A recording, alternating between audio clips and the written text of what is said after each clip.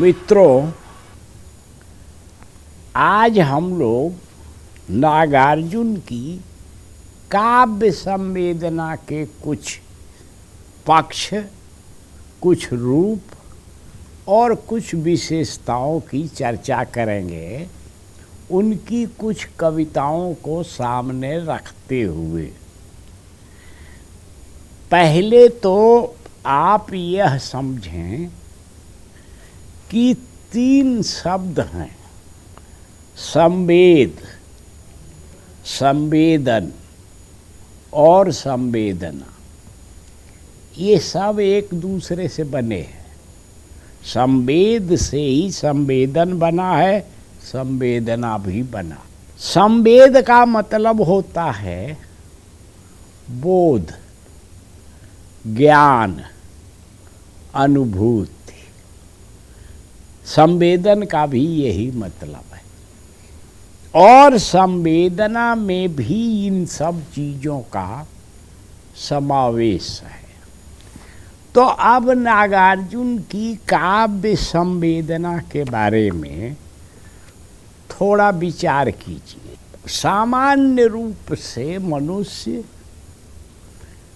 इंद्रिय बोध से ज्ञान प्राप्त करता है और जीवन जगत का अनुभव भी प्राप्त करता है। इंद्रिय बोध का मतलब है मेरा कि आँख से आप दुनिया देखते हैं, उससे कुछ भाव आपके मन में आते हैं, भावों के बाद विचार भी मन में आते हैं। ये सब एक दूसरे से जुड़े हुए। ये जो संवेदना है, इसमें तीनों का समाहार होता है: इंद्रिय बोध, भाव और विचार। अब इसके लिए एक शब्द हिंदी में जो मूलतः अंग्रेजी के एक शब्द का अनुवाद है, वह भी चलता है: संवेदनशीलता। आप जब किसी मनुष्य के बारे में कहते हैं कि वो बड़े संवेदनशील हैं, तो उसका अर्थ ये होता है कि दूसरों के सुख दुख को वो आसानी से समझते, पकड़ते और ज़रूरत पड़ी तो व्यक्त करते हैं। यही नागार्जुन की काव्य संवेदना के प्रसंग में सही है। दूसरी बात ध्यान देने की ये है कि नागार्जुन की काव्य संवेदना व्यापक बहुत है। व्यापक इस अर्थ में कि भारत देश जितना विशाल है, उतना ही उनकी काव्य संवेदना व्यापक है। मतलब उनकी काव्य संवेदना में कश्मीर भी है और केरल भी है, बंगाल है और गुजरात भी है। यही नहीं, उसमें बारीकियां भी बहुत हैं, जिसका थोड़ा उल्लेख मैं बाद में करूँगा। तो 2 विशेषताएं हुई नागार्जुन की काव्य संवेदना की: व्यापकता और बारीकी। अब नागार्जुन खुद को जन कवि कहते हैं। जन कवि माने जनता का कवि। वे यह भी मानते हैं कि उनकी कविता जनता को संबोधित कविता है, विशिष्ट ज्ञानियों के लिए नहीं है। वह विशिष्ट ज्ञानी उससे ज्ञान प्राप्त करना चाहे तो करें, नहीं ज्ञान प्राप्त करना चाहे तो अपने घर रहें। नागार्जुन ने अपनी एक कविता में लिखा है कि जनता मुझसे पूछ रही है, क्या बतलाऊं, जन कवि हूँ मैं, साफ कहूँगा, क्यों हकलाऊं। हकलाहट को कुछ लोग कला समझते, नागार्जुन साफ बोलने कहने वाले कवि हैं। साफ क्या बोलते हैं वो? समाज के बारे में, समाज के पीड़ित, दुखी और शोषित लोगों के बारे में, समाज के सताए हुए लोगों के बारे में। यही जनता उनसे अपना कवि होने के नाते पूछती है। और नागार्जुन की एक विशेषता यह भी है, जन कवि वह होता है जिसकी कविता में जन हो। जन माने आम आदमी। जिसकी कविता में जन की जिंदगी की सच्चाइयाँ हों, जिसकी कविता में या उपन्यास या कहानी में जन के जीवन की समस्याएं हों, वास्तविकताएं हों, दुविधाएं हों, कभी कभी सुविधाएं भी हों, क्योंकि ये सब आम आदमी की जिंदगी में होती है। इसलिए नागार्जुन खुद को जन कवि कहते हैं। अब नागार्जुन समाज के भी विभिन्न वर्गों का जो व्यवहार, चरित्र और रंग ढंग है उसकी कविता लिखते हैं। जो शोषक हैं, जमींदार हैं, पूंजीपति हैं, उनकी नागार्जुन आलोचना करते हैं। जो श्रमिक हैं, मजदूर हैं, किसान हैं, जो शोषित और पीड़ित हैं, उनके दुख और उनकी समस्याओं की नागार्जुन अपनी कविता में अभिव्यक्ति करते हैं। ये एक पक्ष है नागार्जुन का। उनकी काव्य संवेदना में केवल सामाजिकता ही नहीं है, वैयक्तिकता भी बहुत है। प्राय बहुत सारे कवि वैयक्तिक सुख दुख की कविता लिखते हैं। ऐसे हिंदी में कवियों का भाव नहीं है जो आत्म संघर्ष की कविता लिखते हैं। नागार्जुन जन संघर्ष की कविता लिखते हैं। इसकी थोड़ी चर्चा मैं उनकी राजनीतिक कविता के प्रसंग में करूँगा, अभी नहीं। तो व्यक्तिगत क्या है? व्यक्तिगत है उनकी पत्नी और उनसे प्रेम। उनकी एक कविता है जो मैं पढ़कर आपको सुना रहा हूँ। उससे मालूम होगा कि उनका व्यक्तिगत लगाव अपनी पत्नी से कितना था। अब तो संयोगवश दोनों में से कोई संसार में नहीं है। सिंदूर तिलकित भाल। पत्नी होने का ही मतलब है कि भाल पर, कपाल पर सिंदूर लगा हुआ हो। तो सिंदूर तिलकित, तिलक किया हुआ भाल, घोर निर्जन, अपने बारे में कह रहे हैं अपनी पत्नी से। घोर निर्जन में परिस्थिति ने दिया है डाल, याद आता तुम्हारा सिंदूर तिलकित भाल। कौन है वह व्यक्ति? कौन है वह व्यक्ति जिसको चाहिए न समाज? कौन है वह एक जिसको नहीं पड़ता दूसरे से काज? मतलब मनुष्य को समाज की जरूरत पड़ती है, इसी से वह सामाजिक भी बनता है। और एक आदमी का दूसरे से काम भी पड़ता रहता। चाहिए किसको नहीं सहयोग, सबको सहयोग चाहिए। चाहिए किसको नहीं सहवास, साथ रहने का भाव या इसकी स्थिति सबको चाहिए। कौन चाहेगा कि उसका शून्य में टकराए यह उच्छ्वास? माने आप मन में बेचैनी हो और उस उच्छ्वास लें, माने ज़्यादा जोर से सांस छोड़ें, तो शून्य में टकराएगा तब तो उसका कुछ नहीं होगा। लेकिन अगर पत्नी हो, प्रेमिका हो, उससे टकराए तो कुछ उत्तर मिलेगा। हो गया हूं मैं नहीं पाषाण,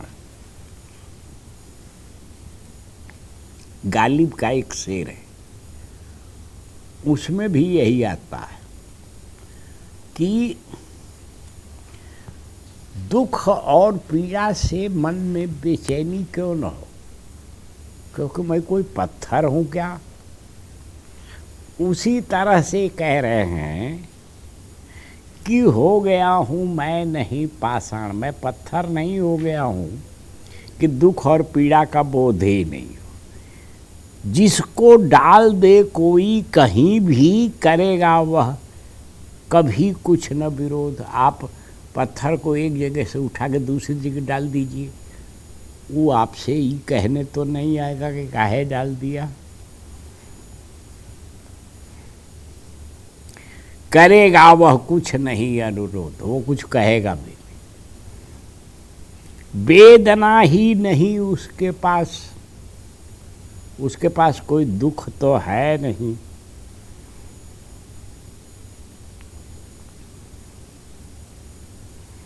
फिर उठेगा कहाँ से निश्वास, इसीलिए पत्थर में से कोई आह नहीं निकलती। मैं न साधारण सचेतन जंतु,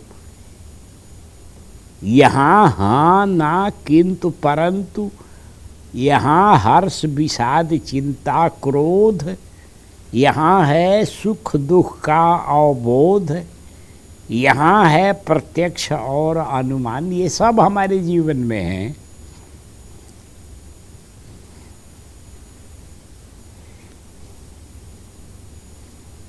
यहाँ स्मृति, कुछ यादें हैं सुखद, कुछ दुखद। विस्मृति, कुछ को भूल गए हैं।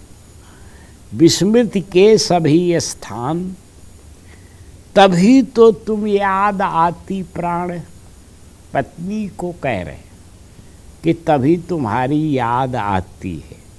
हो गया हूँ मैं नहीं पाषाण।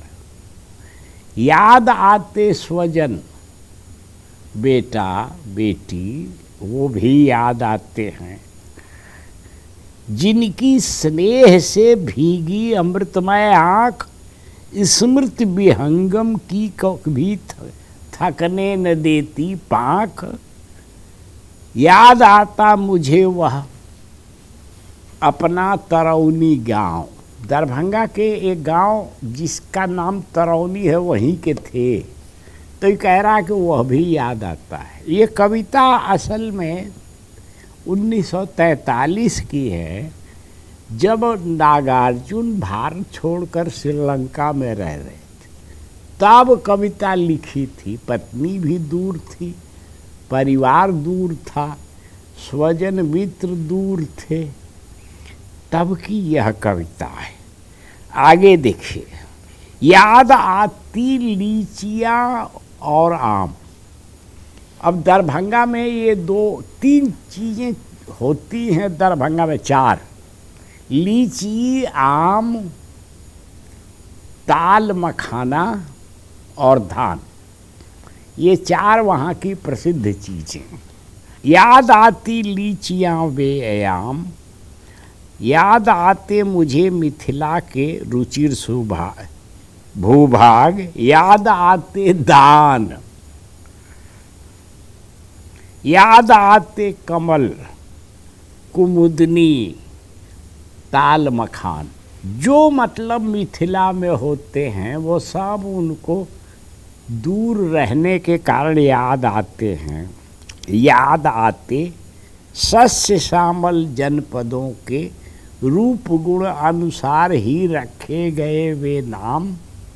याद आते वेणुवन वे नीलिमा के निलय अति अभिराम। धन्य वे जिनके मृदुलतम अंक, हुए थे मेरे लिए पर्यंक। ये अपने पिता और बाकी लोगों के बारे में बात कर रहे हैं। धन्य वे जिनकी उपज के भाग, अन्न पानी और भाजी साग, फूल फल और कंद मूल अनेक विध मधुमास, विपुल उनका ऋण, सधा सकता न मैं 10 मास। ओह यद्यप पड़ गया हूँ दूर उनसे आज, हृदय से पर आ रही आवाज, धन्य वे जन वही धन्य समाज।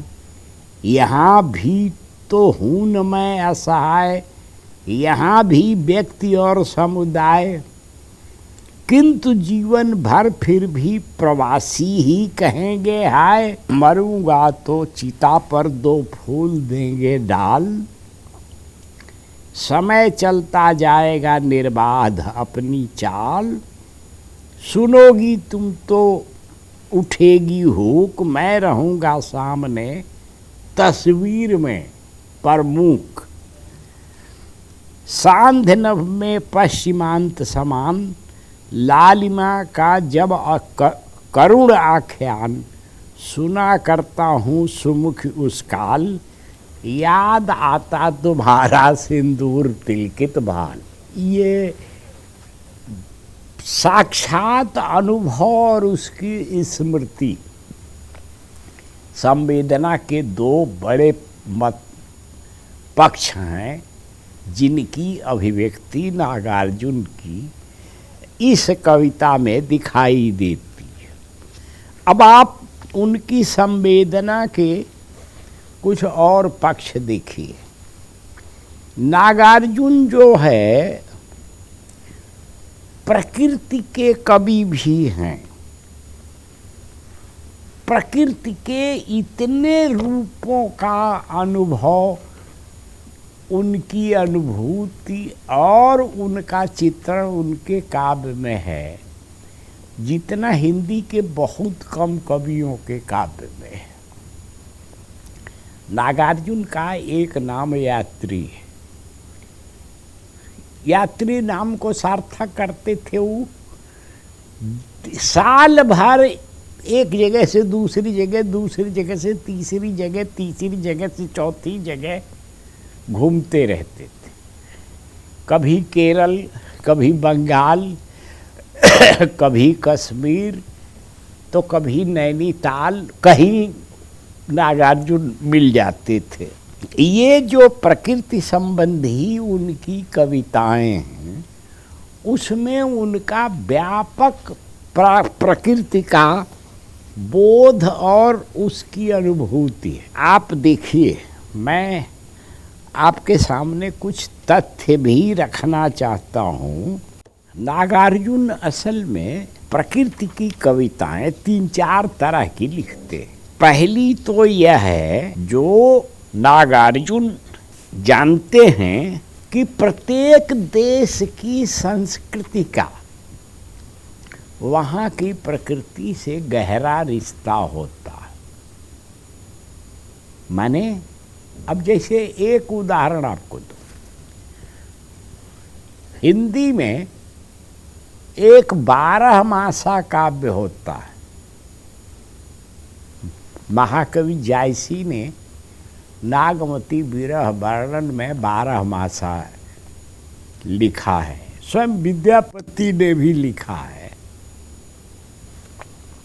यह ऐसा काव्य रूप है जो दुनिया की और किसी भाषा में नहीं होता। 12 मासा।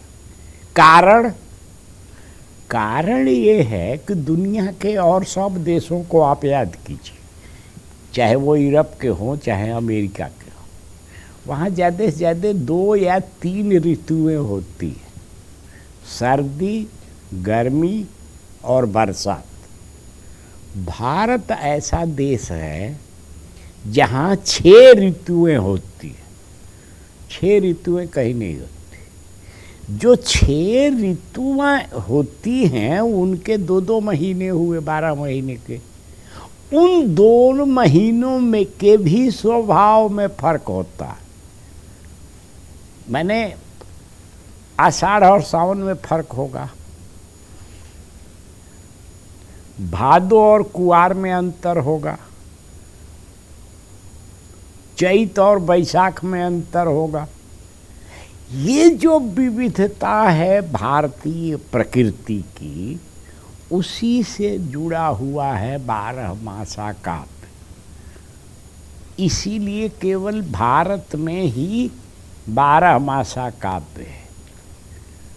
इसीलिए मैंने ये कहा था कि प्रकृति से संस्कृति का गहरा रिश्ता होता है। अब जैसे एक उदाहरण और दो, केरल से लेकर महाराष्ट्र तक की कविता में समुद्र का चित्रण वर्णन है, पर आपको हिंदी में समुद्र का चित्रण वर्णन कहीं मिलेगा नहीं, क्योंकि समुद्र यहाँ है ही नहीं। तो जहाँ होगा वहीं के लोगों को न समुद्र का अनुभव होगा, जहाँ समुद्र है ही नहीं वहाँ कैसे अनुभव। तो सीधे प्रकृति से संस्कृति जुड़ी कि नहीं। राजस्थान में एक विशेषता है, वहाँ के लोग असल में आज के 50 साल पहले खेती ठीक से होती नहीं थी, क्योंकि उधर कोई बरसात वरसात होती नहीं थी। तो लोग चरवाही का काम ज़्यादा करते थे, बंजारे अधिक थे। वहाँ का एक बड़ा प्रसिद्ध काव्य है, ग्रंथ है, ढोला मारूरा दूहा।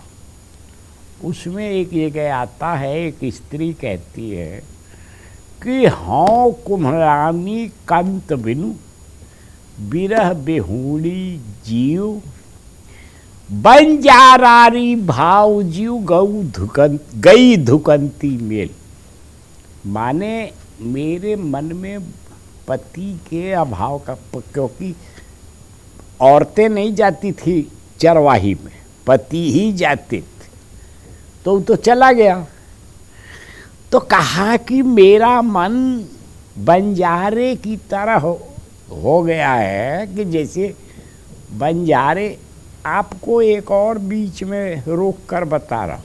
मैं ये कह रहा था कि नागार्जुन के यहाँ प्रकृति के अनेक रूप हैं, उनसे जुड़ी हुई संवेदनाएं भी अनेक हैं।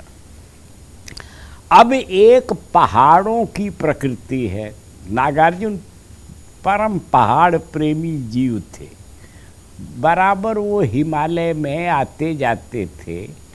आपने हिमालय से जुड़ी हुई एक कविता पहले भी पढ़ी है, तो उनकी कुछ कविताएं हैं, बादल को घिरते देखा है, ये कविता आपने पढ़ी होगी। इसके साथ ही एक है सफ़ेद बादल, दूसरा है बर्फ़ पड़ी है, तीसरा है बलाका, चौथी कविता है बदलियाँ हैं, पांचवी कविता है बादलों ने डाल दिया है घेरा, छठी कविता है शिखरों पर। ये बाबा की पर्वत या पहाड़ से जुड़ी हुई अनेक कविताएं हैं, खास तौर से हिमालय से। उसमें बलाका, बदलियाँ हैं, बादलों ने डाल दिया है घेरा, शिखरों पर, चांदी की हंसुली आदि कविताएं पहाड़ की प्रकृति पर है। प्रकृति से दूसरे प्रकार की मैदानी प्रकृति की कविताएं हैं।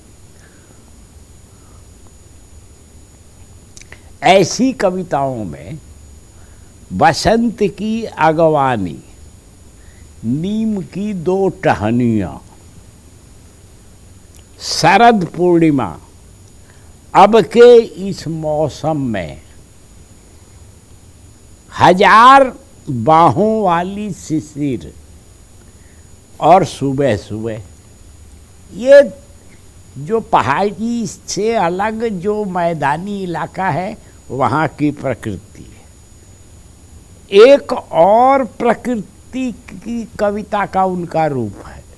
जैसे वो समाज के उपेक्षितों पीड़ितों की कविता लिखते हैं, वैसे ही प्रकृति के ऐसे तत्वों पर कविता लिखते हैं जिन पर कोई नहीं लिखता। जैसे उनकी एक प्रसिद्ध कविता है जुगनू। अब जुगनू पर कौन कविता लिखेगा, कोई नहीं लिखता।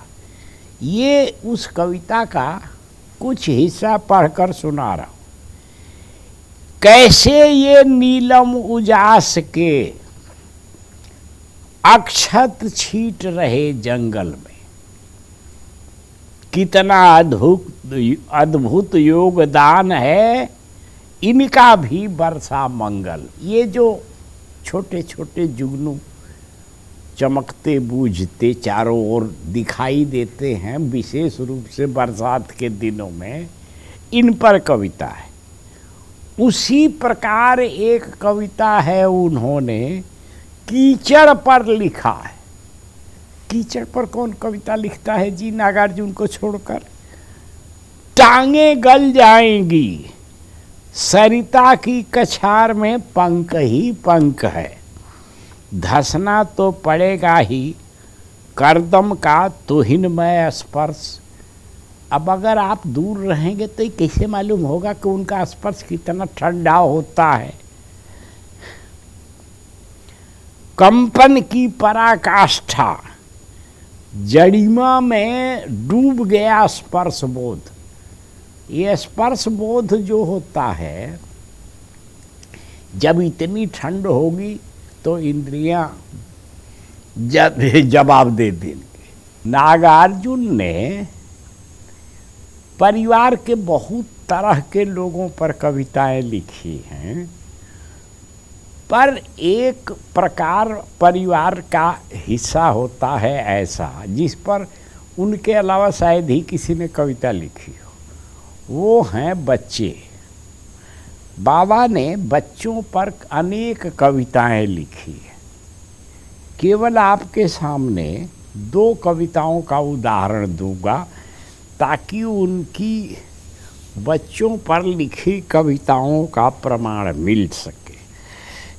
एक तो उनकी कविता है यह दंतुरित मुस्कान।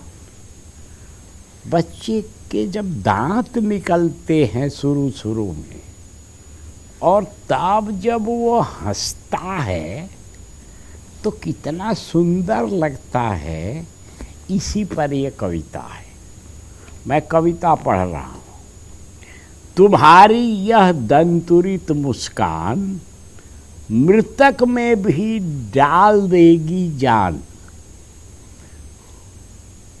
धूल धूसर तुम्हारे गात।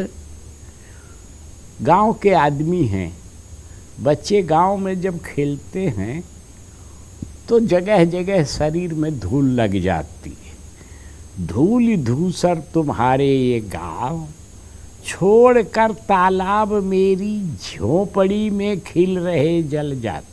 जैसे कमल जो है तालाब में नहीं, मेरी झोपड़ी में खिल रहे हैं।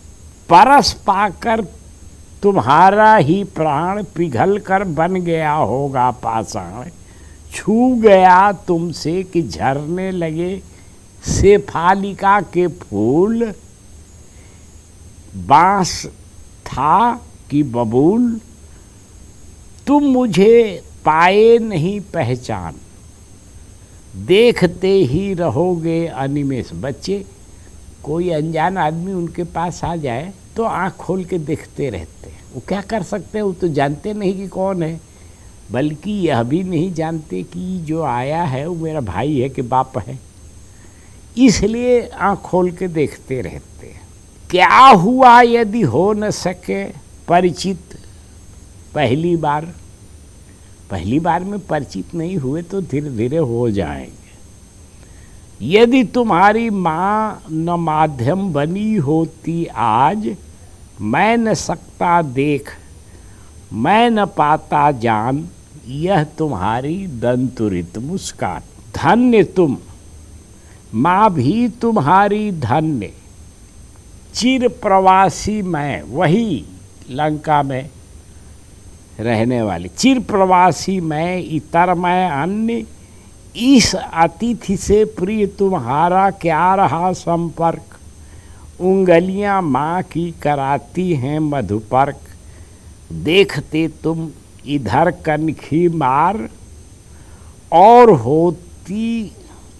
होती जब की आंखें चार, तब तुम्हारी दंतुरित मुस्कान मुझे लगती बड़ी छविमान, सौंदर्य से भरी हुई।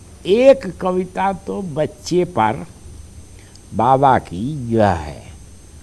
अब एक और दूसरी कविता देखिए, मेरी नवजात सखी। बच्ची हुई है घर में, यह भी बाबा ध्यान रखते हैं कि खाली मेल बच्चों का ही माने चित्रण वर्णन नहीं करते, फीमेल माने सखी कह रहे हैं। मेरे तेरे दरमियान बड़ा है फासला बेबी, 7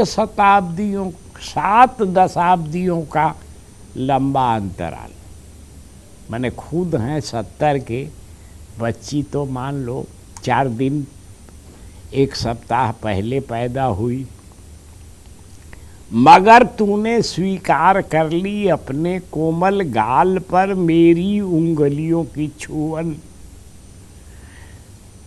चमक रही है प्रसन्न आँखों की तरल पुतलियाँ, तूने कबूल किया एक घुमंतु बुजुर्ग का प्रीति स्निग्ध प्रतिवेदन। मेरी नवजात सखी मैं धन्य हूँ। अभी कुल जमा 40 रोज की है, तो मैंने 1 महीने कुछ दिन की। पुष्पा बोली बहू, जी हाँ 6, 14 इस तरह से 40 दिन की हुई है। क्या मैं तेरे लिए कोई प्यारा सा नाम खोज लूँ मेरी बेबी। हर आदमी बच्चों को देखकर नाम रखने की भी चिंता, बेचैनी आदि होती है। तो ये है बच्चों के प्रति बाबा का प्रेम, लगाव, कविता। ये अच्छा, ऐसी कविताएं भी उन्होंने लिखी है। एक कविता है एक ड्राइवर पर। ड्राइवर जो है अपनी सीट के सामने एक तस्वीर लटकाए हुए, तो बाबा उस बस में चल रहे थे। उस ड्राइवर से पूछा कि किसकी तस्वीर है, तो उसने कहा कि साहब ये मेरी बेटी है, बच्ची अभी छोटी घर पर है, मुझसे बहुत लगाव है इसका, मेरा भी इससे लगाव है, इसीलिए इसका चित्र साथ लेकर मैं ड्राइविंग का काम करता हूँ। इसलिए नागार्जुन की काव्य संवेदना में फिर मैं दोहरा रहा हूँ कि विविधता भी है और व्यापकता भी है। नागार्जुन ने नेवले पर एक कविता लिखी है, नेवला, बहुत अच्छी कविता है। इसके साथ ही बाबा ने जो समाज के दूसरे तबके हैं, मतलब जो एक तरह से दलित हैं, आदिवासी हैं, वो मिल जाते हैं, तो बाबा उनसे भी आत्मीयता का व्यवहार करते हैं और उन पर कविता लिखते हैं। ऐसी अनेक कविताएं हैं, सब आप उनके काव्य संग्रहों में पढ़ेंगे या काव्य संग्रहों के अनेक संचयन भी बने हैं, उनमें पढ़ेंगे और बाबा की काव्य संवेदना की विविधता को जानेंगे।